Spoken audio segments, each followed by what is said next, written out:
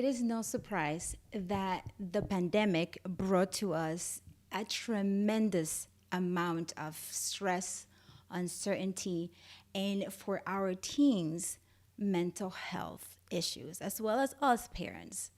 Today, we are going to be talking about ways that we can bring back our communication, our connection with our teenagers, as well as offer tips on how you can, as a parent, support that transition that our adolescents are trying to make into this new normal.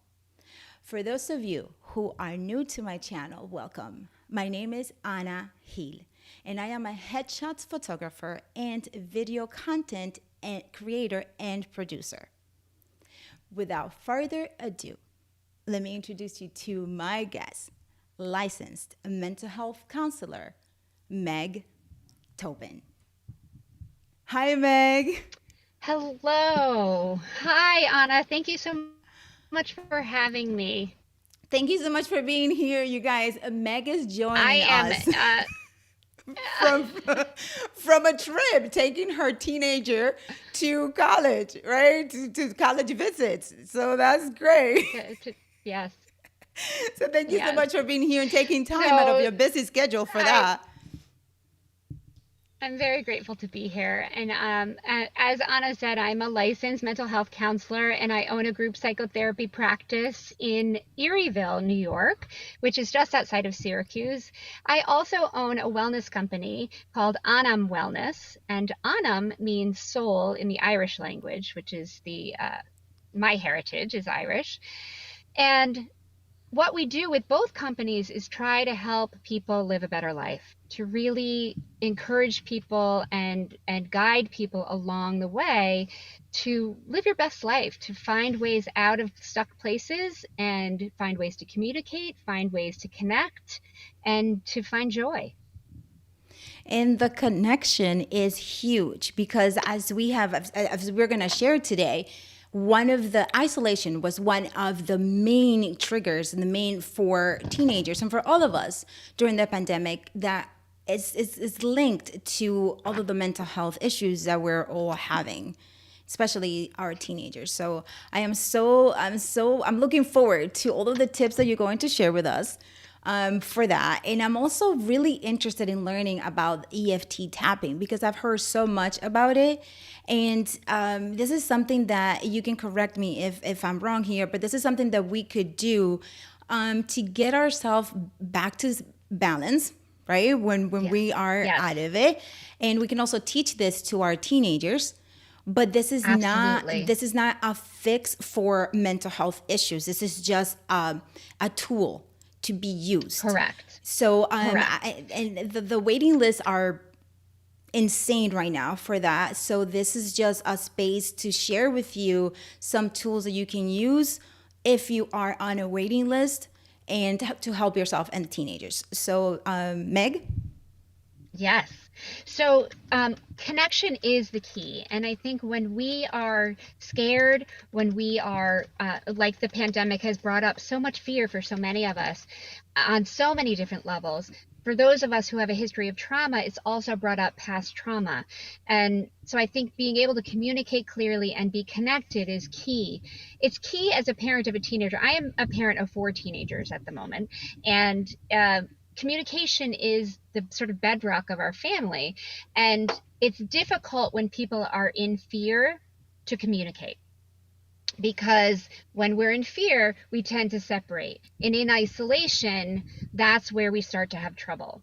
When we are separated and alone, thinking that we're the only ones, or I have the most pain, nobody can help me, I'm a lost cause.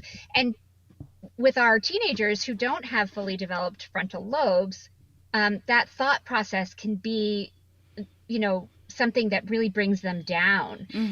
And so as parents, we need to just be aware of where our kids are emotionally, even if they're not sharing it with us, but to be able to let them know, we're here, I'm holding space. Even if you don't want to talk to me, I notice that you're sad today, and I just want you to know that I notice that you're sad today. The That is, other key yeah. piece Oh, go ahead. No, that is a great point. Even if they don't want to talk to us, letting them know Right, that we're here. Just if you do, right, yeah. right. So the other key piece is that we are human beings, right? And so we have our own set of reactivity and triggers and things that annoy us or make us scared ourselves.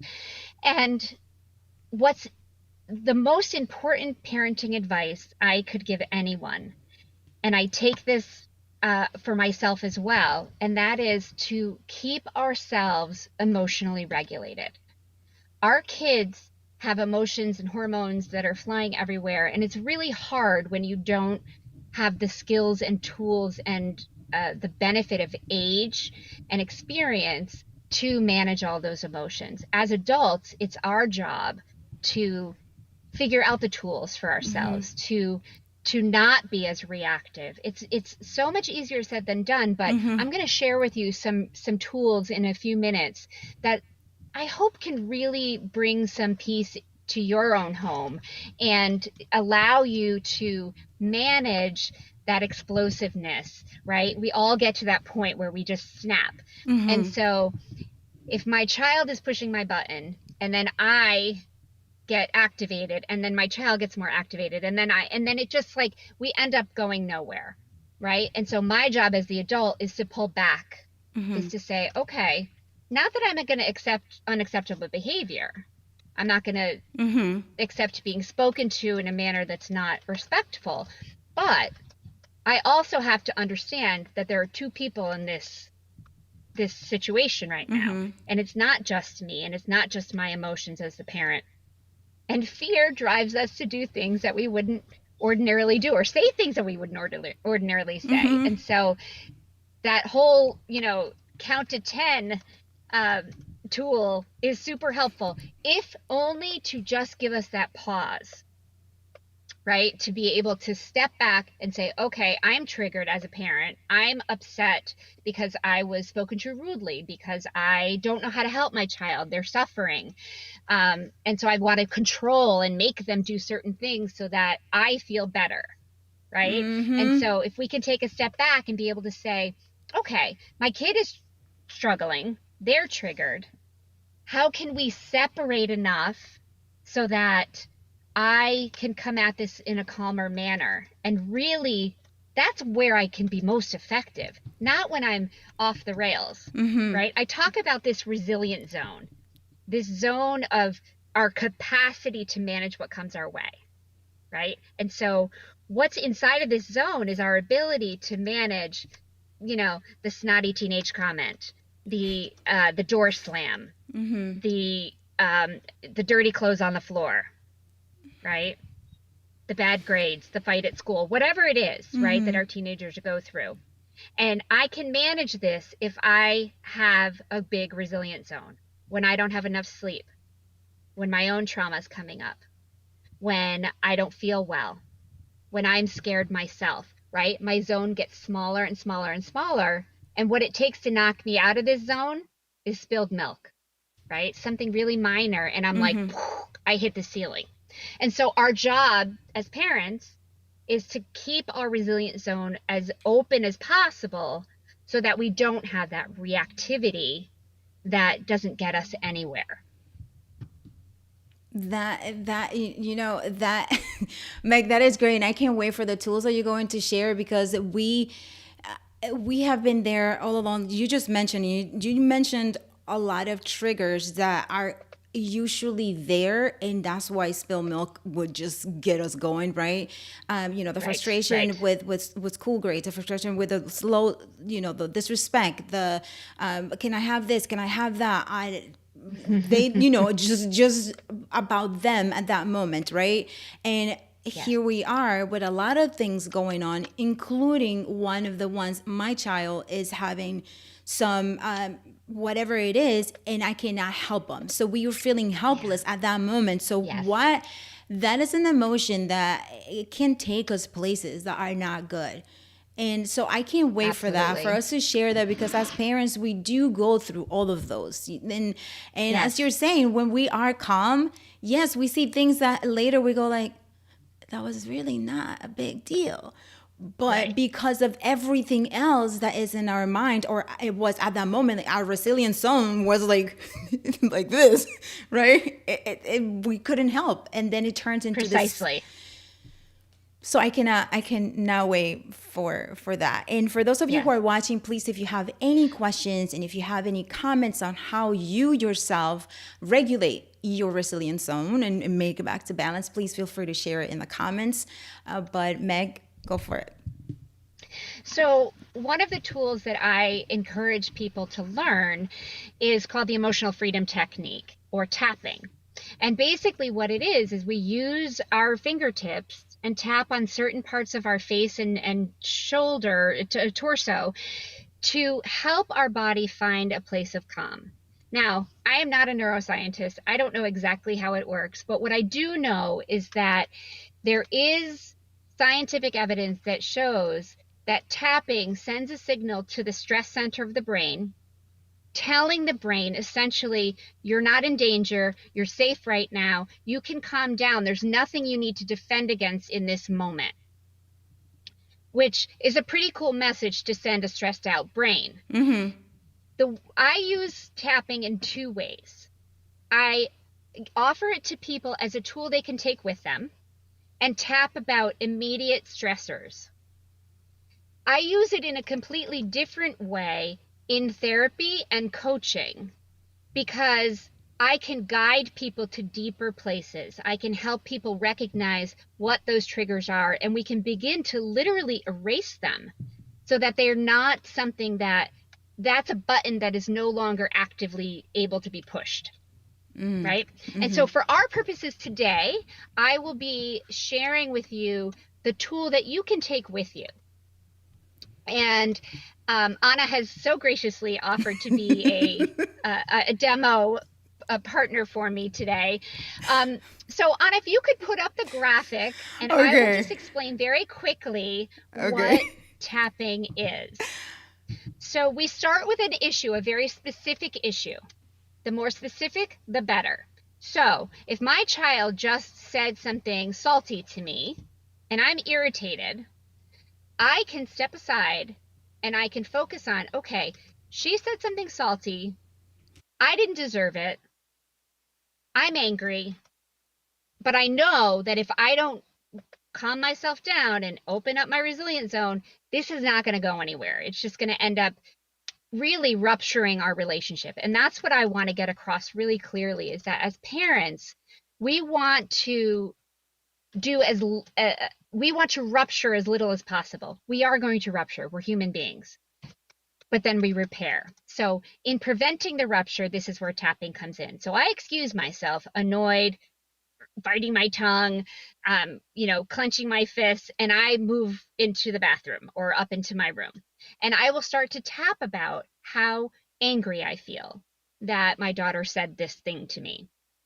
And I'll say the thing. I'll be very specific about it so that I can begin to calm down. And I would invite you, those of you who are watching, to join in. And Anna's going to have her own issue that she's going to present. But that doesn't mean you can't get a benefit from it. And even in your own mind, you can shift her words to something specific about you. So I would invite you to join us for this. On the graphic, you can see the tapping points. So the first one is on the inside of the eyebrow, right where the eyebrow kind of meets your nose. It's almost on the bridge of your nose.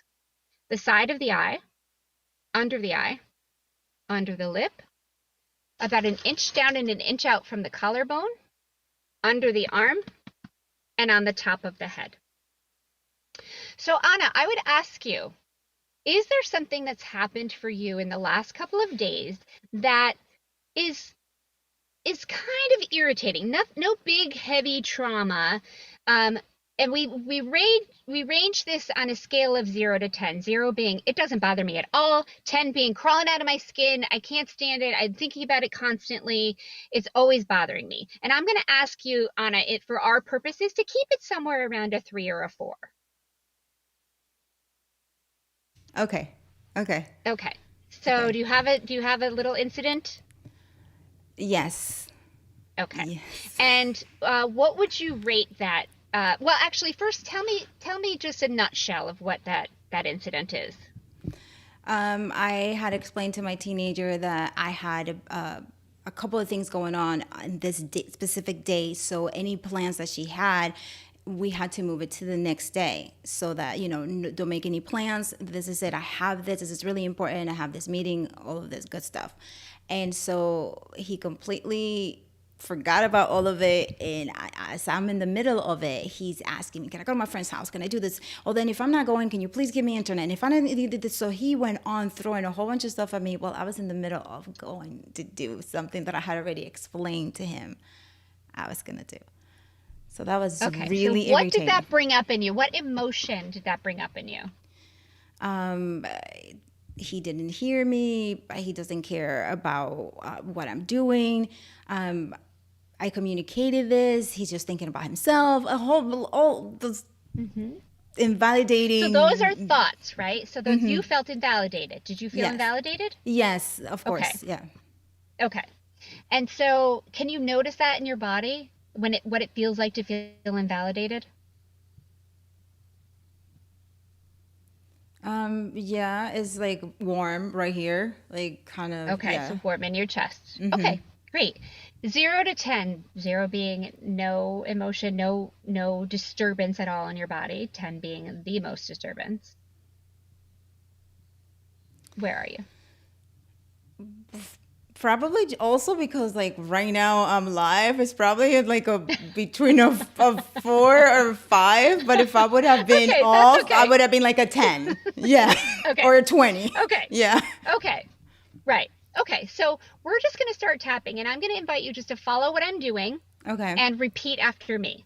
Okay? Okay. So the side of the hand. Even though I feel invalidated by my son, Even though I feel invalidated by my son, and I feel it as warmth in my chest right now, and I feel this warmth in my chest right now, I deeply and completely accept myself. I deeply and completely accept myself. Even though I feel invalidated by my son and notice this warmth in my chest, Even though I feel invalidated by my son and notice this warmth in my chest, I deeply and completely accept myself. I deeply and completely accept myself.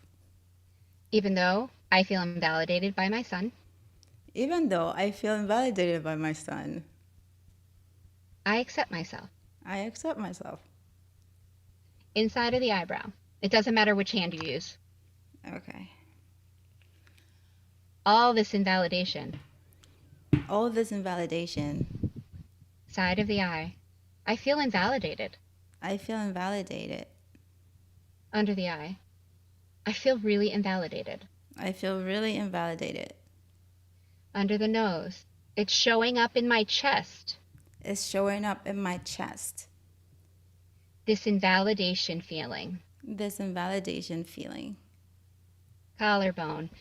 I feel invalidated. I feel invalidated. Under the arm. I feel invalidated. I feel invalidated. Top of the head. I feel invalidated. I feel invalidated. And just take a deep breath. And just notice your body, notice your chest. If there's been any shift in your chest, Yes. what do you notice? Is not completely gone, but is significantly down. Yes. Okay. Mm-hmm. So when you bring to mind, having had this plan, having told him, really setting it out for him to not have expectations of you in that moment, and yet he threw all these things at you, what do you notice? Do you notice that it still gets you as activated, or has there been a change in that? Definitely a change in it. Yes. Yeah, it is like the change that has been doesn't match to what I'm feeling, which might be something else that I'm feeling right now that I completely Yes. didn't go away, right? Yes, So, yes. but the actual thought and the feeling that I had is definitely, I want to say, is very low. Like, it's actually not there. Yeah.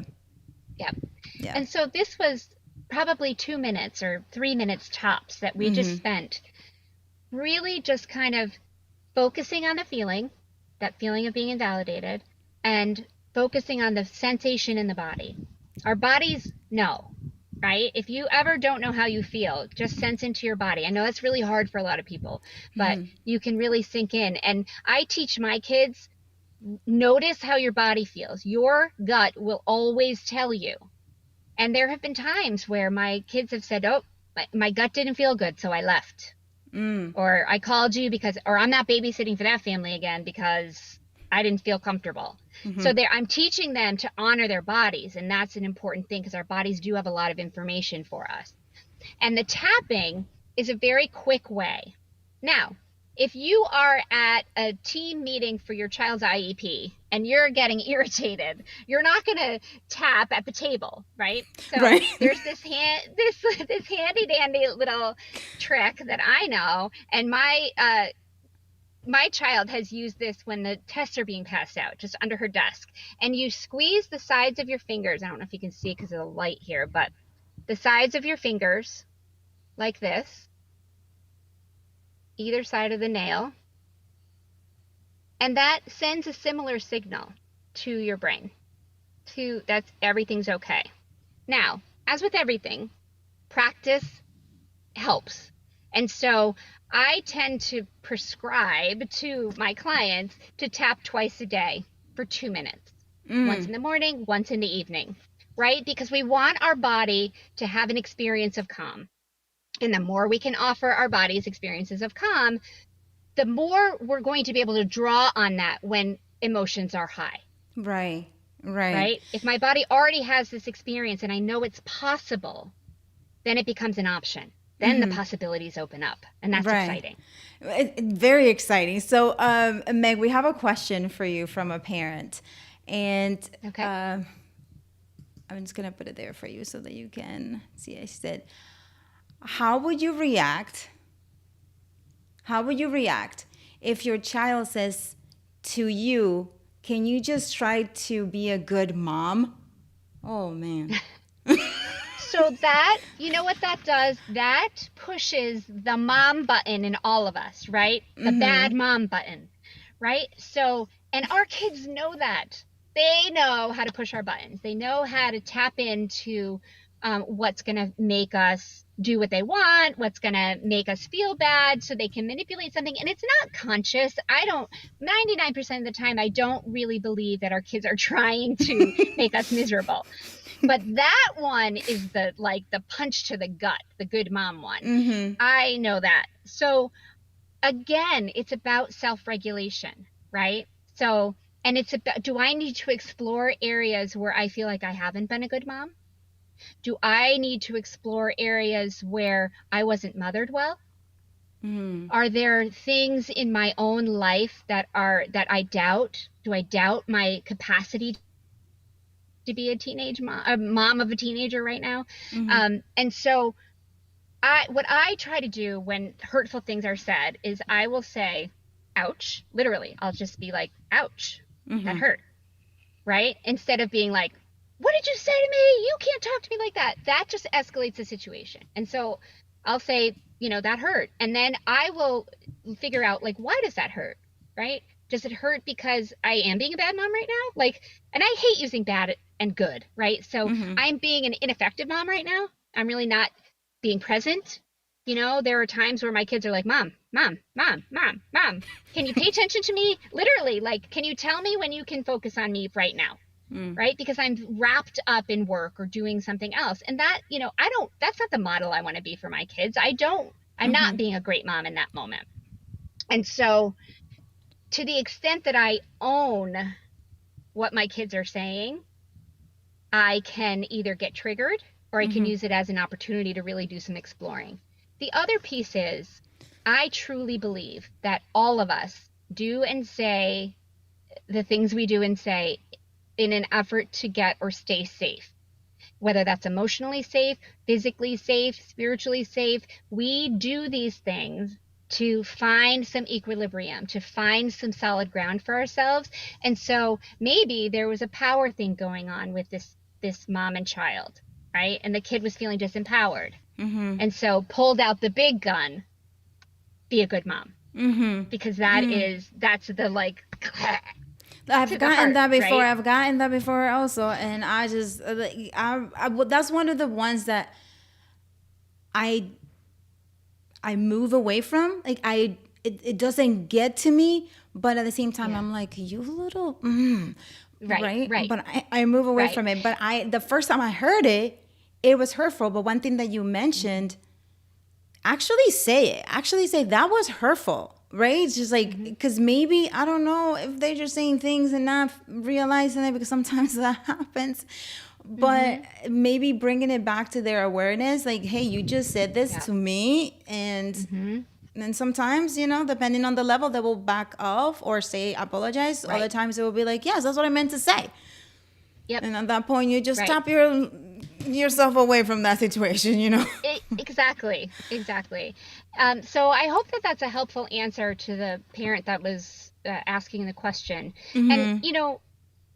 when we react, um, we're teaching our kids what pushes our buttons, right? And that they Mm-hmm. can control a situation, right? And so the non-reactivity, while it's a challenge, also sets the stage for, you're not going to get my goat. You're not going to get under my skin with this. Mm-hmm. This is the boundary I've set, and I'm sticking to it. And I don't Mm-hmm. need to get all, screaming and up in your face and, uh, you know, in order for you to hear it. Like, we just can calmly say, no, this is the boundary, right? If we're not triggered, Mm-hmm. if we're not escalated, if our resilience zone is wide, right? Yeah, Yep. for sure. There was like, there's a statistic that I was reading that I want to get your thoughts on, and you as the viewer, as the viewers also, to see if you have an opinion on it. There was a research that found that more parents of teens than parents of teen boys reported an increase in anxiety and worried. 36% versus 19 and 31% versus 18. Why do you think that has such an impact, in the two different genders? Increase in worry. And yeah, It dropped out for a anxiety, second. yes, anxiety, worry, and depression, sadness. So girls, In parents of girls yes. So in parents of versus parents girls, of boys. yes, That's very interesting. right? I mean, I could venture some guesses, but I don't know entirely. And, part of it, I think, is that girls are socialized to be more emotional. And so um, you know, maybe some of the girls are being more clear about how they feel, right? They're not um, stuffing it, the Right. way boys are taught to. And so it's just out there more, causing parents to feel a little more hopeless or helpless, I guess. Right, right. I was thinking something along those lines as well, because as you mentioned, unfortunately, for boys don't express their feelings too much, and they might just, when they were taking the studies, they didn't mark it because they a fear of Right. being weak, or all those things that Right. go along with society.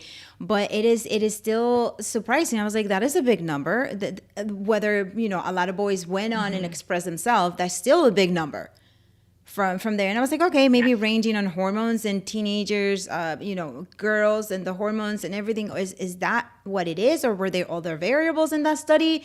But it just Right. caught me, and I just wanted to see what you thought Yeah. about it.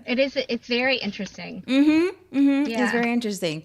So, okay, so let's talk about the teenagers, how we as parents, right? Because we were talking about how we can regulate ourselves when we go through all of that. What about when the teen comes in and they're, because they were already not too social before the pandemic, Mm-hmm. and then because of the pandemic it became even more isolated, and now going Yeah. back into this new world is being very difficult for them. How can Yes. we help them Yes. Yes. get I back think into that? first and foremost, recognizing that this is hard, that that our children have experienced something that we as adults have struggled with. And so really recognizing that they don't have the skills and the capacities that we as adults have. And also affirming and assuring them that while we can't predict how safe they can be in terms of COVID or in any way, you know, with how our world is right now. Even sending our kids to school can be a dangerous thing, right? And so a lot of kids I'm seeing are afraid anyway, and then add the COVID fear on top of it. And so I encourage parents to understand that, to see that our kids are struggling, even if they don't show it, even if they don't say it in words, because they might not have the words for it. So being open to their experience instead of being focused on our own, I think is really important. I think encouraging connection where you can, where it's safe to do so. Um, and I know that in our house anyway comes down to connecting on the computer and being on media a lot more than we were before. In fact, we never had any media allowed on school days for the longest time. And then here we were just plunged into computer land overnight. And it's hard to sort of unring that bell. We can't really put it back in the Yes. box. Right. And it feels Right. like it gets really out of control sometimes. And so for me, I really link it. I notice my kids' behavior, and when I see the irritability and I see the grumpiness and I see them getting catty with each other, fighting with each other, or just being bummed out and like flat, I try to have them have a break from media, because I do think it really influences our moods. Oh, It is, 100. it's a huge dopamine hit, right? And dopamine is a feel good chemical in our brain. And so when we come off of media, there's a crash. And so it is that addictive cycle in the same way that a drug would be. And so that, as a parent, that makes me have to parent in that moment harder, right? I have to be there, I have to be present. There's no, you know, television show that they're watching and focus on. They're there, they're having feelings, they're, you know, so I have to show up in a different way when media is not in play. And sometimes I'm like, I don't have the bandwidth, go watch the movie. And other times I really, and that's okay. Like, we have to be gentle with ourselves as parents and make those choices in the moment.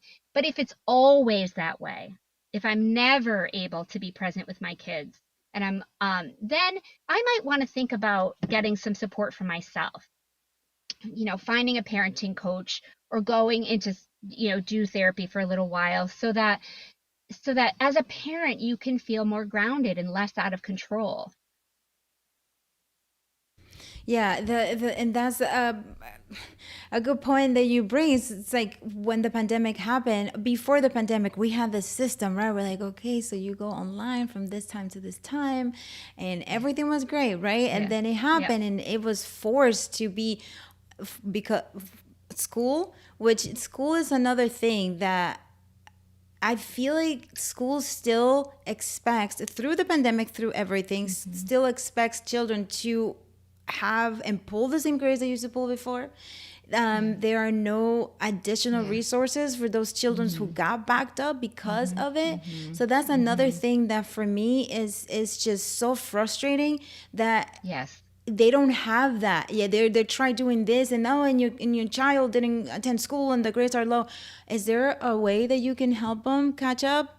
Oh no. So Well, probably. You probably can, but I also think that, and this is just my lens, is that I personally care more about their emotional intelligence and emotional health than their academic intelligence. And yeah, but so if I can support their emotional intelligence and help them with their anxiety, with their depression, with their stress, with their fears, then they're going to be able to come to the work in a different way and academically do it in it, you know, and get some better grades, yeah, right? If and our and kids are struggling, it's going to be harder to do the work, the it does. academic It work. does make sense. It does make sense. It's just, but how do you handle school teachers coming to you that your child is not doing performing well at school? How do you deal with all of that? And then it's like, okay, I understand, and the SEL, the social and emotional Yes. learning Hmm. that's happening in school right now, they're actually bringing that into school, which I'm really happy Yes. about. Yes. But at the Yes. same time, it's like, okay, also practice it with the teachers. And then, the Yes. teachers also Right. have to know, you know what I Right. mean? Like Right. they Yes. have to understand this as Yes. well. It's not only the children, Yes. it's a community, it's the school, it's the teachers, it's the parents, it's the child itself. And Yes. there's the disconnect that I see the dots kind of coming in, but Yes. it's happening really Yes. slowly. Yes, I agree. I'm the parent who does connect with the teacher and say, my youngest child is really sad because his older brother just went away to college, and we've noticed that he's, irritable, and that he's, gotten a little trouble in school the other day. And he never gets in trouble, right? And so when I was talking to the principal, I was able to put the emotional piece in there, right? This is what's going on for him emotionally. And she was like, "Oh, that's important for us to know." Right? And so if there are pieces that you feel would be important in the teachers and the academic side understanding your child, right? Then tell them. And they might not listen, and that they're trained differently, they're academic, they have a different lens, but you can still stick up for your child in that way. For sure. Yeah, for sure. Yeah, and that's what it is. Parents, we need to advocate for our child if we feel, because sometimes, I understand the side of the school as well, but like as you mentioned, Meg, is the emotional, emotional intelligence of our children and the mental health and where they're at is more important than the grades and whatever else is happening. But the teachers also need to understand this. Hey, you know what? If this student is acting this way, there might be something going Yeah. on. So let's just try figuring it out together. Yes. That's Yes. yeah. Yeah. I love, a lot of times we'll say, "What's wrong with you? What's going on? What's wrong with you?" And I love flipping that question and using either "What happened to you?" right? Or "What's going on for you?" Right? Not "What's wrong with you?" Because often what we're seeing in kids' behaviors is an emotional reactivity, right?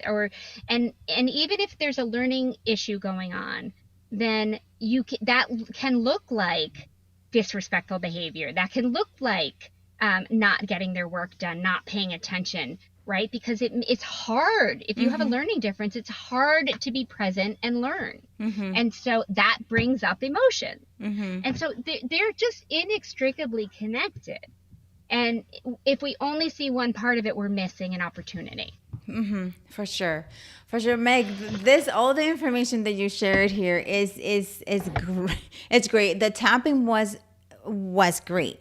What other ways, if you have any other, to share one more tool, so for Sure. all of us, that would be amazing. I also heard this tool that is, I don't know how doable this would be, where when you are at a 10, bringing your heart rate down with cold water in your face. Yes. I heard about Yes. that one. Yep. How effective is that one? So that kind of shocks your system, right? And it's just like, oh, it brings you into the present moment. Because 9 times out of 10, when we're reacting in a big way, it's not present. It's not all about what's going on right now. It's what's triggered in us. And that's not present, right? And so the ice water brings you right into the present. Got Right? it. Okay. Yeah. And so there are ways that we can, we have that reptilian brain, that brain that has been, forever. And that so much of our emotional reactivity comes out of that place, out of keeping us safe and protecting us, right? So sometimes we can trick the brain. So one of the things I've heard too is also warm water, right? Because if I am running for my life from a saber-toothed tiger, I'm not going to have time to gather water, get the wood, light the fire, boil the water, have warm water, right? So warm water in and of itself tells the brain, I must not be running for my life right now. Okay. And that's how basic, it all comes back down to survival.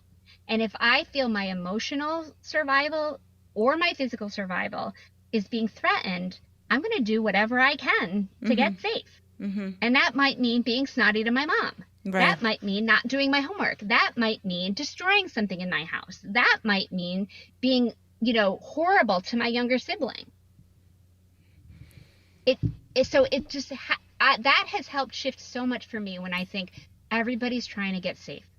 That And is a I good one. overlay that over every interaction I have that's uncomfortable or yucky. They're just trying to get safe. I don't need to take it personally. Right. Yeah, and that what you just mentioned, that when most of the time when we're elevated is not really present, but all the triggers that have happened is just like all of a sudden. That is a good way of thinking about it. And I hope for me and hopefully for you guys, right? That when we are at that moment, we're at that time, we're able to have reminders and to actually do it, because that's the thing. Once we get into it, and I'm sure, Meg, right, it's all about practice. It's like we practice Yes, it, for sure. right? And then it's like meditation, though. The more you do it, the quicker you will get into a meditative state when you start Yep. meditating. But when you get, It's work. It is work. Yes. And the practice is important. And the other thing, anything that can get you present. When we are using our senses, our five senses, we can't help but be present. If I'm noticing like how the steering wheel feels under my hand, or how the sun feels on my face, or the smell, I'm actually sitting in the parking lot of a farm, so the smell of the animals, right? Or what something tastes like, whatever, whenever we can use our five senses, that is a way to get us in the present moment. Because I have to use my frontal lobe. I have to use that more advanced part of my brain in order to get present and to notice Understood. these sensations. Yes, I want to learn more about Tobin, and I know that you have on your website, if you want to go there, so we can, Yes. if they want to contact you, if you want to contact Meg and her team, Yes. you know how to get to her. So there is, let me see, right Yes. here. That is great. All right, so Meg, take it Autumn away. Wellness is our coaching. Yes, Autumn Wellness is our coaching side of the business. And we have, if you could go to services, Okay. Anna, we have EFT coaches. We have Where? nutrition coach offerings. Thank you. Okay, here we go. Okay. We have life coaching. We have private yoga that you can do on Zoom. All of this right now is remote. And we have packages that you can sign up for. Jen Nadler, who couldn't be with us today, does therapeutic art coaching and EFT. She's also getting certified in a trauma therapy called brain spotting, which helps us to focus on a particular spot in our brain that is holding the trauma or the thing that's triggering us. So that, yes, this is Jen. And then I also have, and I don't know if you have this website up, but Breathing Space Psychotherapy is our therapy side. And we do have therapists right now who have room for adolescents in person in Syracuse or virtually. Oh, I don't have that website. What is the name of it? It's breathingspacepsychotherapy.com. Okay.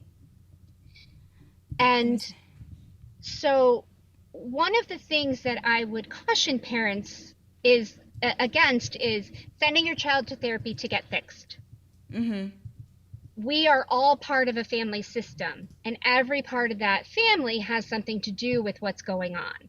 And so just to send one person in to get fixed is not, first of all, it's not a good message to send our child that there's something wrong with them and they need to be fixed.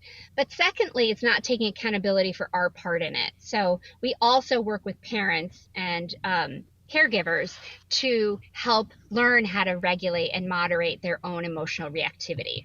That is key, because yes, it's a whole team process. It's a whole team, and I wish that I know that it is too much asking the schools, but when children are going through, if there's a child who needs, and he's going through, mental health, trying to get balance again, and the parents and the whole family's there, I think the schools should also be involved in it, and so that everybody is a team, and Yeah, I think that it will be even more beneficial for the teen or the child itself to know that school is also, it's a whole team, so they feel secure and they feel that they're going to be taken sure. care of.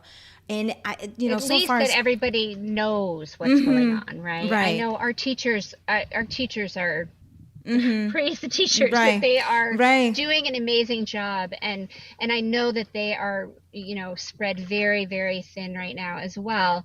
Um, but I think at the very least, making them aware, Yeah, of what our children are going through is yeah. helpful. I'm gonna try and go to that website, Meg. That is this the Okay, one? that is the one. Yes. Okay, So okay, we have set, you can click on about, and we have several therapists who are working with breathing space, and they have various specialties. Our two therapists who work with teens are Kate and Carla. Kate can see people in person in Syracuse, and Carla is telehealth. Um, okay, yeah, and Max also he sees sort of older teens. They all see, oh, like 16 and up. okay. So and you're saying that, Younger teens, I could have referrals to. okay. So you're saying, Meg, that there is space available now with those counselors? Yes, Okay, that is good to know. And yes, I'm actually going to add it yes. to our, that's good to know because there's this huge Okay. waiting list on, I Yes, hear yes, parents talking about, yes, but okay, yes. so Meg, we I have will another, say that we are limited. We're limited in the insurances that we take, and so it may end up being a self-pay situation. well, and it's at some point, money will doesn't matter, right? I mean, Right, depending on right. it, the money doesn't matter. Sure. But we have Yep. a great question actually. Okay. How can parents find culturally competent therapists? That seems to be a major challenge. Yes, it is. So I can actually give you some resources. Maybe Anna, you can put in the show notes. I don't know Okay. them off the, but there are therapist directories that are specific directories to culturally competent therapists, Okay. That's, yeah, and that's that great. could be really helpful. Yeah. For sure. Okay, so yeah, you will send it to me, and then I'll Yes. add it to. Okay, great.